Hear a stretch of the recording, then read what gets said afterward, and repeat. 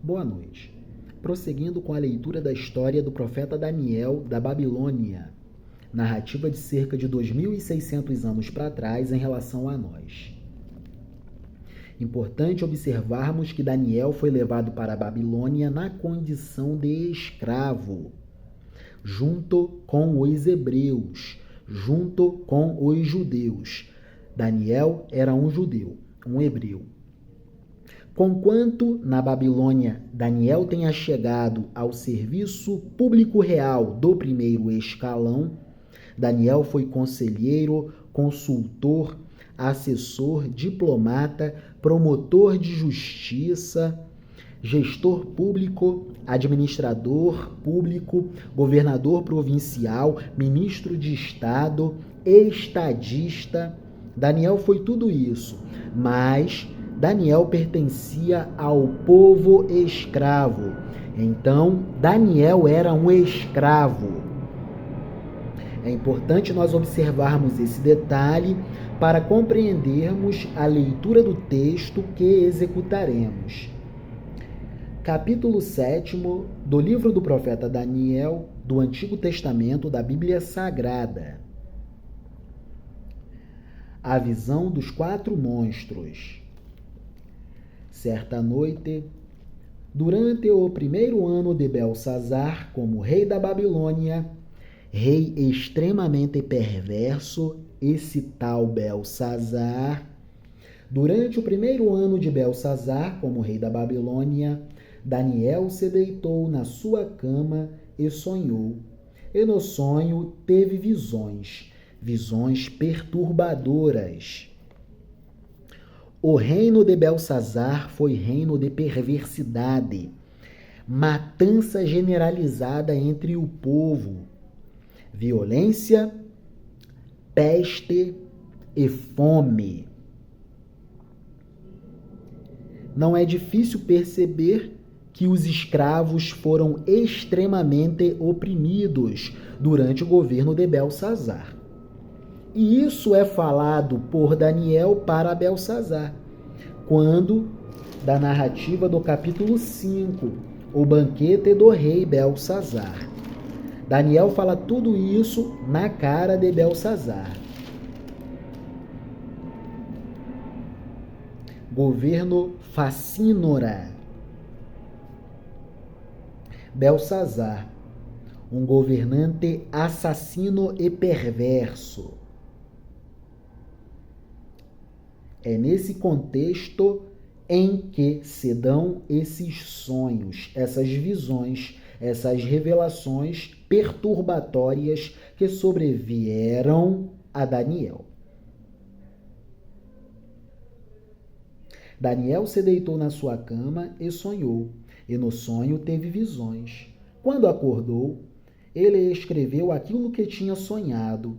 Aqui está o que ele escreveu.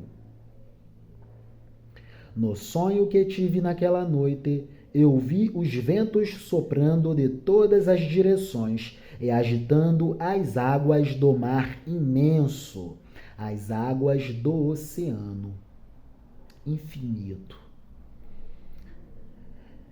De repente, saíram do mar 4 monstros enormes, diferentes uns dos outros.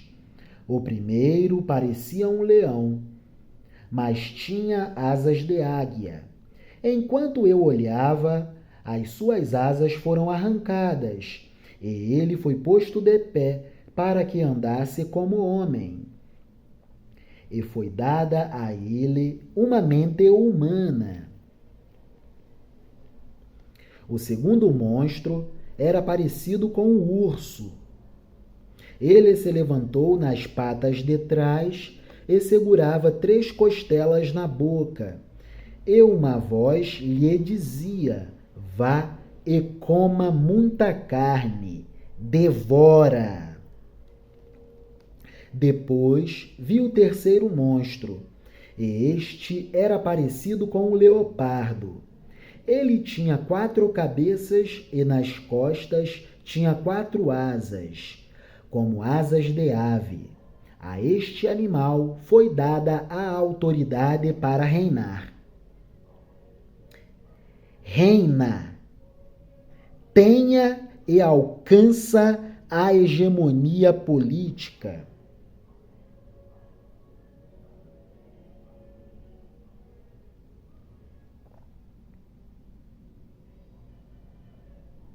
O quarto monstro que vi naquela visão era terrível, espantoso e muito forte.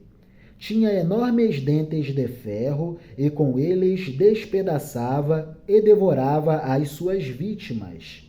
O que sobrava, ele esmagava com as patas.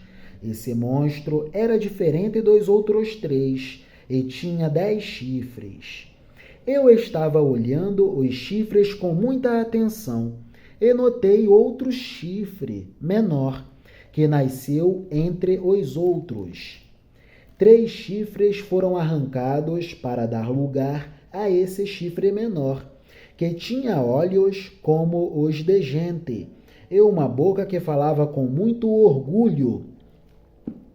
Falava e falava, impropérios, ignomínias, injúrias, violências verbais, falas e mais falas arrogantes e soberbas, palavras jactanciosas, palavras muito orgulhosas. A visão de Deus. Continuei olhando e vi que foram postos alguns tronos. Num deles assentou-se aquele que sempre existiu. A sua roupa era branca como a neve, e os seus cabelos eram brancos como a lã. O trono e as suas rodas pareciam labaredas de fogo. E de um lugar em frente do trono saía um rio de fogo. Havia ali milhares de pessoas que adoravam aquele que estava sentado no trono, e muitos milhões estavam de pé na presença dele. Começou o julgamento, e foram abertos os livros, foram abertos os entendimentos, foram abertas as compreensões, foram abertos os entendimentos. Tudo veio à luz. Continuei olhando, pois o chifre pequeno ainda estava dizendo palavras orgulhosas, palavras violentas, ofensivas, ignomínias, palavras injuriosas, palavras detratoras. E vi quando o quarto monstro foi morto, e o seu corpo foi despedaçado e jogado no fogo. Quanto aos outros monstros, o poder que tinham foi tirado deles, mas não foram mortos. Foi dado a eles mais um pouco de tempo para viverem. Na mesma visão que tive naquela noite, vi um ser parecido com um homem, que vinha entre as nuvens do céu. Ele foi até o lugar onde estava aquele que sempre existiu e foi apresentado a ele. Deram-lhe o poder, a honra e a autoridade de rei, a fim de que os povos de todas as nações, línguas, culturas e raças o servissem. O seu poder é eterno. O seu poder é sempiterno. E o seu reino não tem fim. A explicação das visões. Tudo muito caótico, pensamentos caotizados, sonhos perturbatórios, iluminações, epifanias, contatos mediante sonhos, através de sonhos, contatos com o divino, contatos transcendentais com o divino, catarses espirituais. Portanto, os escritos são escritos caotizados. precisamos apreciar o texto assim.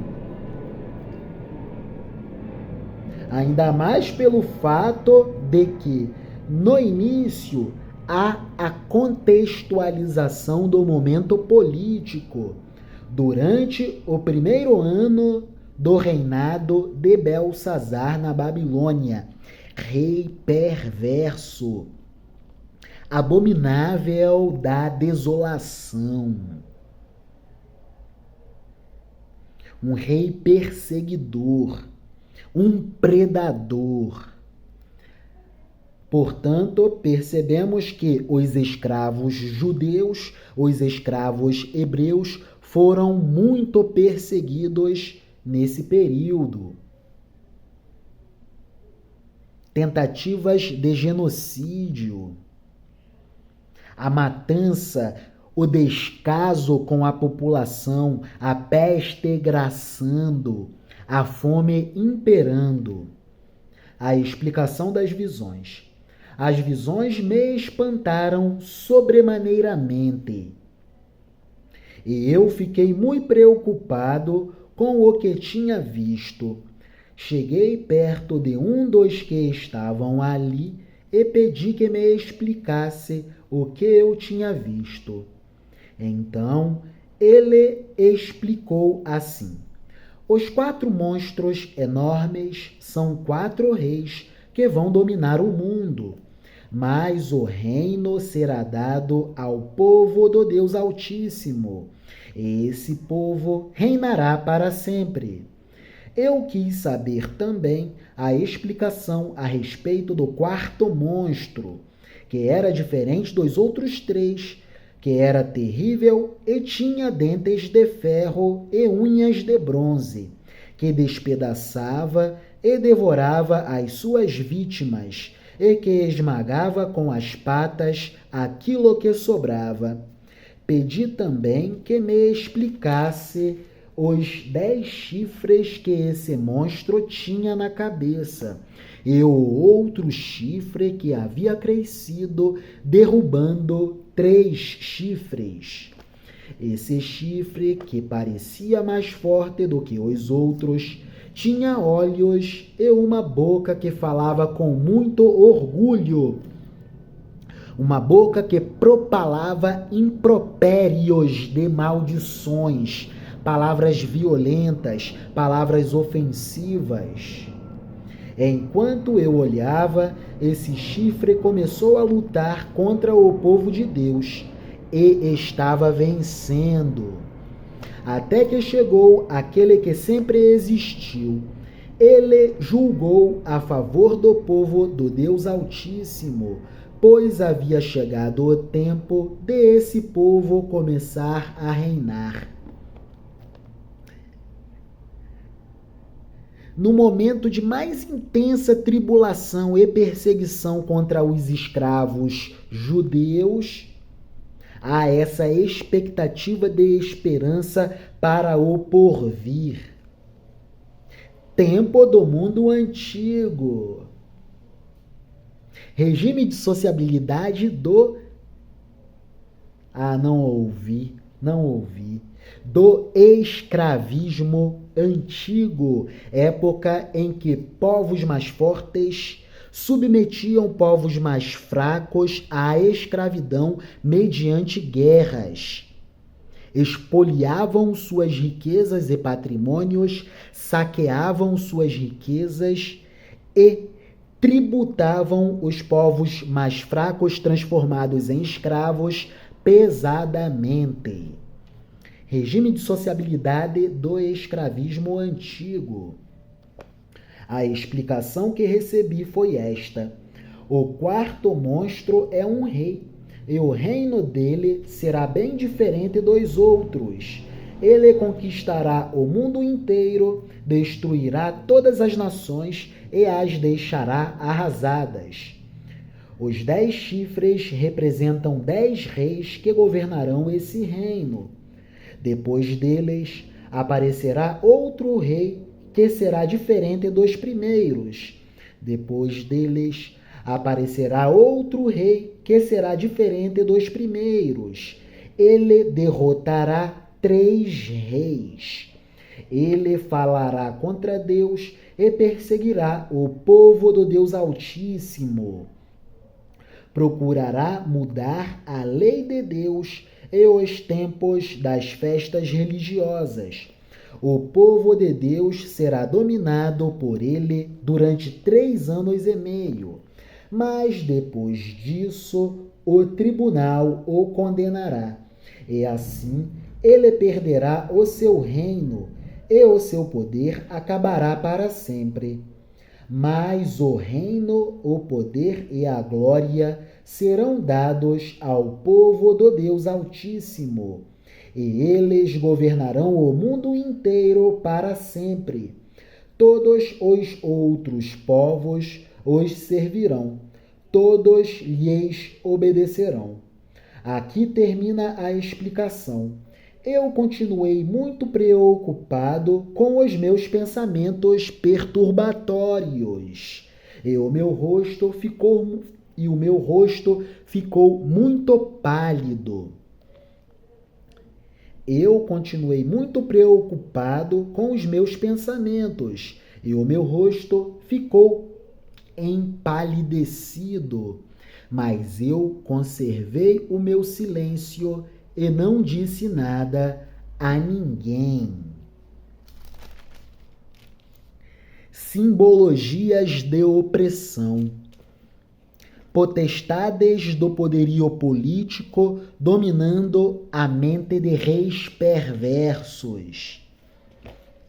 E visões que acontecem em meio a perseguições perpetradas por Belsazar, abominável da desolação.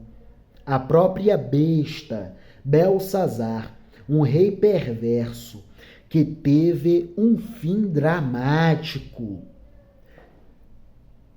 Que palavras são essas na parede? Que mão misteriosa é essa? Que escritos são esses? Mene, mene, tekel, Pérez, Ufacim, Parsim. Pesado foste na balança, e pesaste muito pouco. Acabou. O rei Belsazar enlouqueceu, e como toda a perversidade que ele praticou voltou contra ele, todas as perversidades voltaram em convergência.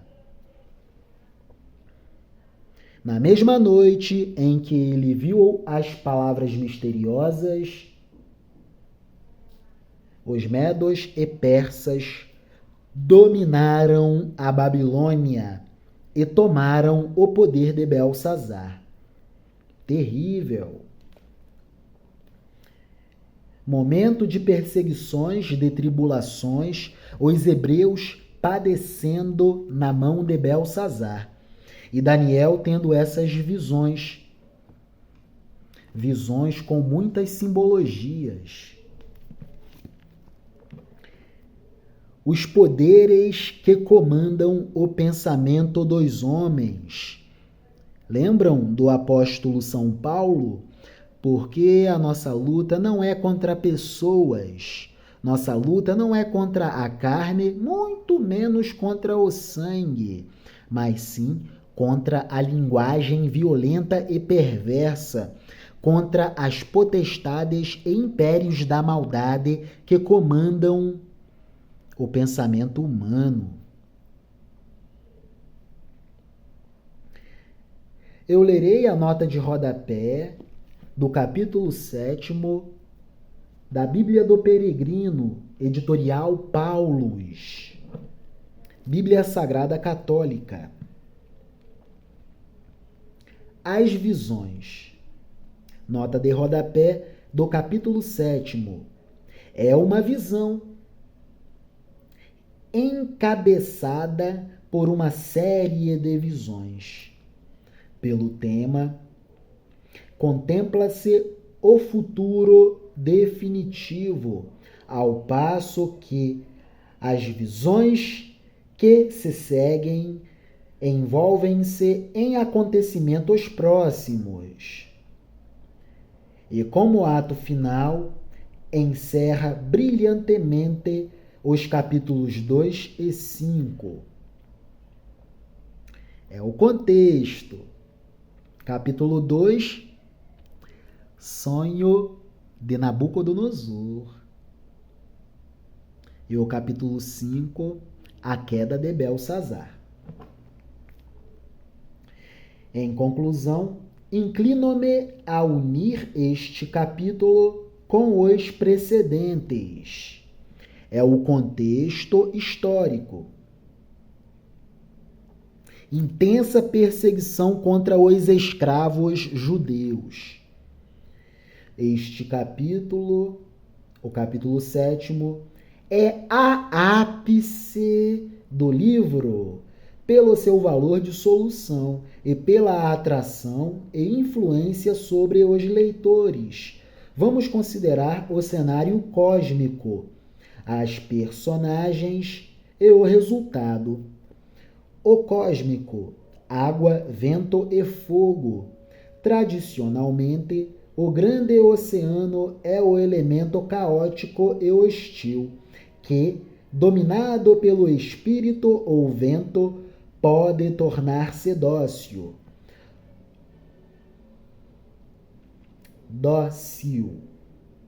Os 4 ventos cósmicos agitam aqui o oceano no tempo da história, e desse oceano surgem poderes ferozes, inumanos, dispostos a dominar o segmento da história que lhes atribuam.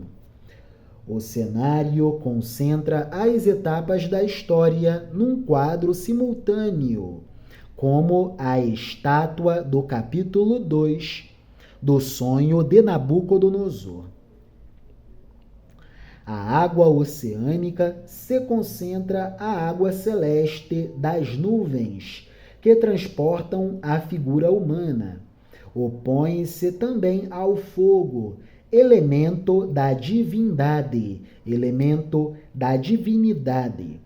As feras, embora devam ser entendidas em contraponto constante com o homem, vamos separar as feras, embora devam ser entendidas em contraponto constante com o homem, vamos separar provisoriamente os campos. É tradicional na literatura profética representar os impérios em figuras animais. Impérios de poderes políticos, de poderes militares e de poderes religiosos. Impérios. Não são simples imagens, mas interpretam e avaliam. As tribos podem ter animais emblemáticos. Os chefes podem levar títulos de animais. Pois bem, as 4 feras se sucedem na história, mas não humanizam os homens, nem melhoram a existência humana. Muito pelo contrário, são representações de homens predadores, manipuladores de poderes políticos, militares e religiosos. As 4 feras se sucedem na história, mas não humanizam os homens, nem melhoram a existência humana. Muito pelo contrário. Essas feras são representações do que de pior pode existir. Enviando uma 5ª ou 6ª fera, substitui-se a precedente. Não se resolve o problema. O baixo cifrado das feras pede uma voz humana em contraponto. O homem é de outra categoria, é imagem de Deus. chamado a dominar os animais. Deus aparece em figura humana. O domínio humano sobre os animais se estende em sentido próprio e figurado. O autor inspirou-se diretamente no Salmo 8, traduzindo para o aramaico a expressão hebraica Ben Adam. Ora, o homem é grande e é pequeno. Como poderá dominar essas feras, se Deus lhe confere ou restitui o poder?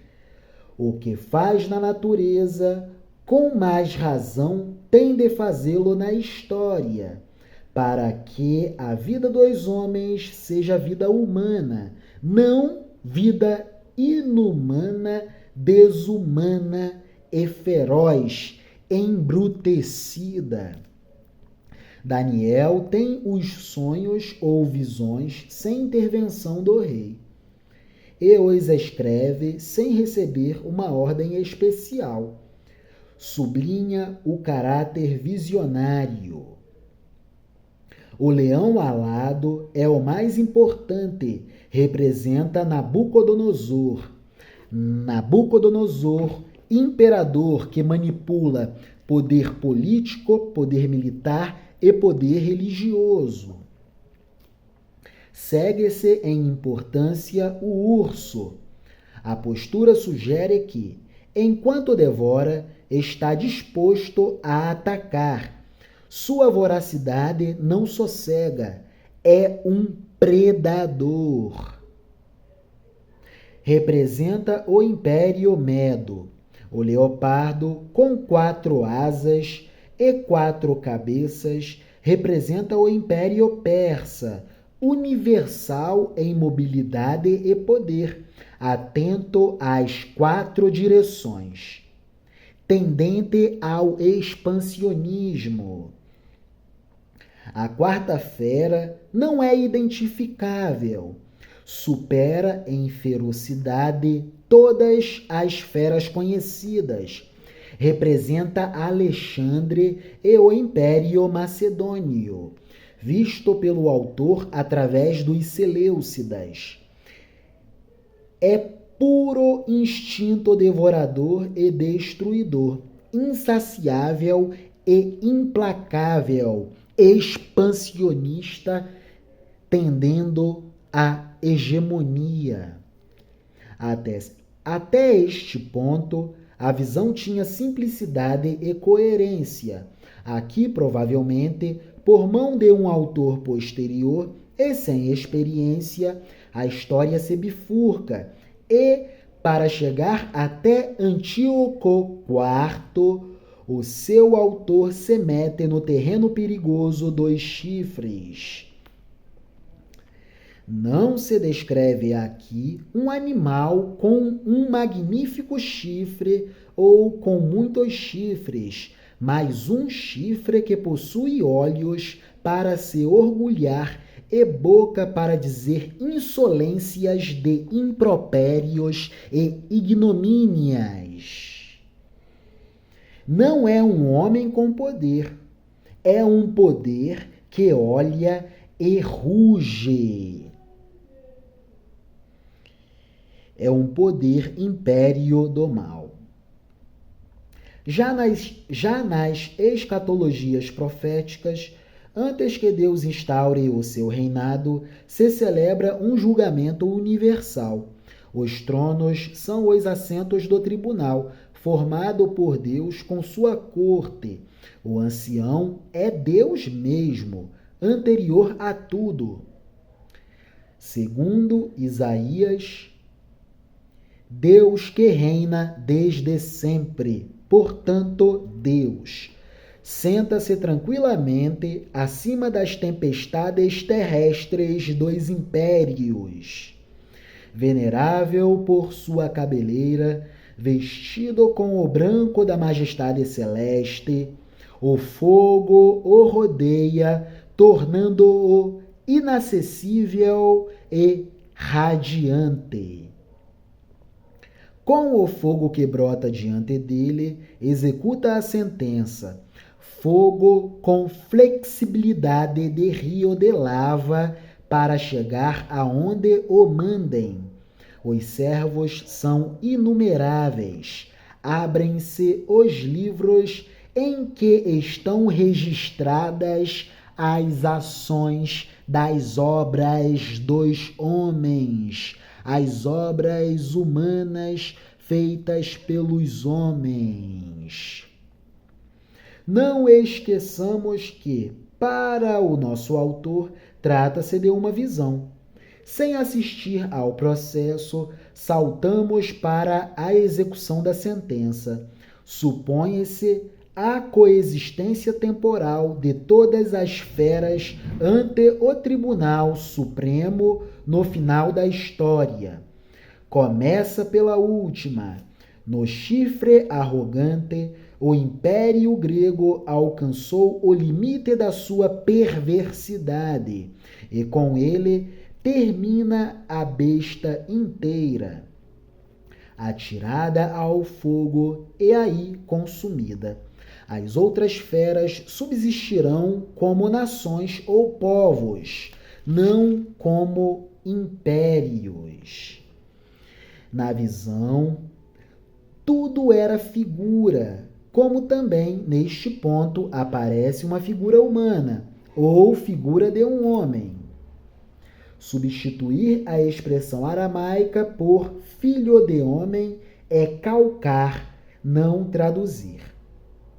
É uma figura humana contraposta às quatro feras.